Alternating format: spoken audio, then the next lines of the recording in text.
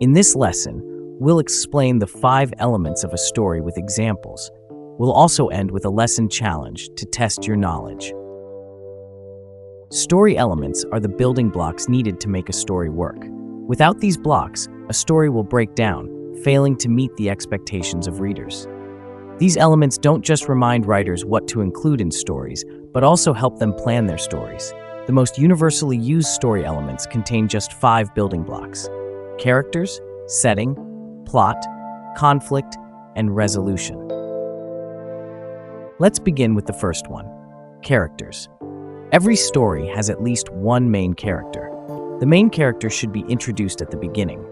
While introducing this character, it is a good idea to include key information about this character's personality, past, and physical appearance. The main character also goes through changes throughout the story. All the challenges and obstacles they face in the story allow them to learn, grow, and develop. Stories can also have multiple secondary characters, such as supporting characters and villains. Here is an example of the character element for Cinderella. The characters in Cinderella include Cinderella, the stepmother, the stepsisters, the fairy godmother, and the prince. The second element is the setting. Settings in stories include the physical location, time period, and mood. Location is the physical place where the story takes part in mostly. For example, the tale of Cinderella takes part in 2 main locations: Cinderella's palace and the ballroom at the prince's palace. Next comes the time period. Every story is set in some time period. Some stories, especially about time traveling, may be set across multiple time periods. You don't always have to include the exact date or year in your story, but it is a good idea that during the planning phase, you know the year or even dates the story is set in. This can help you include accurate details about location and even key events. For example, Cinderella is set in the 18th century. The final part of the setting element is the mood. The mood is the feeling you want readers to feel when reading your story. Do you want them to be scared, excited, or happy? It's the way you explain and describe a particular location, object, or person. For example, in horror stories, you may notice dark language being used throughout, such as gore, dismal, damp, or vile. While a fairy tale like Cinderella uses light and warm language, such as magical, glittering, beautiful, or happily ever after.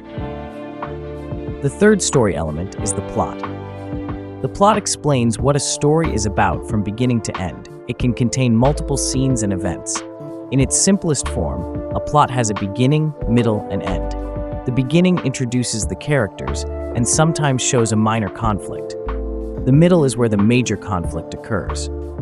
And the ending is where all conflicts are resolved and the story comes to a close. Take a moment to look at this example plot element for Cinderella. The fourth story element is conflict. The purpose of conflict in stories is to challenge your characters and push them to their limits. It is only when they face this conflict do they really grow and reach their full potential.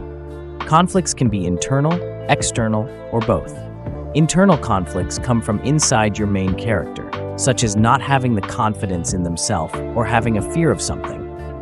While external conflicts are created elsewhere, such as natural disasters or evil villains creating havoc. For example, in Cinderella, the conflict is external as it comes from her stepmother and stepsisters. Finally, the fifth element is resolution. The resolution is a solution to the main conflict. Resolutions could include huge battle scenes or even the discovery of new information, which changes everything. Sometimes in stories, resolutions don't always solve the conflict 100%. This normally leads to cliffhanger endings, where a small piece of conflict still exists somewhere. But the important thing to remember is that all conflicts need some kind of resolution in stories to make them satisfying to the reader.